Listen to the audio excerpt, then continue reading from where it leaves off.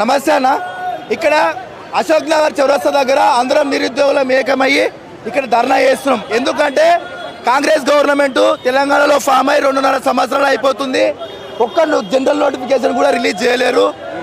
కాకపోతే ఈ మొన్న ఇంటర్వ్యూలో రేవంత్ రెడ్డి గారు ఏమన్నారంటే 5,000 కానిస్టేబుల్ ఫిలప్ చేస్తామని చెప్పారు. అది కరెక్ట్ కాదు. గత డీజీపీ గారు శివధర్ రెడ్డి గారు కానీ మన సివి ఆనంద్ గారు కానీ 19,000 ఖాళీలు ఉన్నారని చెప్పారు. 19,000 ఖాళీలు ఫిల్అప్ చేయాల్సిందే. అలాగే ఏజ్ సడలింపు కానిస్టేబుల్ది 36కు, ఎస్ఐకి 38కు ఖచ్చితంగా సడలింపు చేయాల్సిందే. ప్రభుత్వం డిలే చేసింది నోటిఫికేషన్. డిలే చేసుకోవడంతో పాటు 5,000 అనడం సమంజసం కాదు. ముఖ్యమంత్రి గారు మీరు ఖచ్చితంగా దీన్ని దృష్టిలో పెట్టుకోండి. 5,000 నుంచి 19,000 ఖాళీలు ఫిల్అప్ చేయవలసిందిగా మేము డిమాండ్ చేస్తున్నాం. ఇక్కడ 19,000 ఖాళీలు ఉన్నప్పుడు ఎందుకు 5,000కే ఆమోదం తెలిపింది? ఈ 5,000 ఏంటంటే ఇప్పుడు కొన్ని వేసి మళ్ళీ నెక్స్ట్ ఎలక్షన్ మూమెంట్లో కొన్ని వేద్దామని చూస్తున్నారు. అప్పటిలాగా లేరు నిరుద్యోగులు, గొర్రెలు గారు అందరు చదువుకున్న వాళ్ళే ఉన్నారు.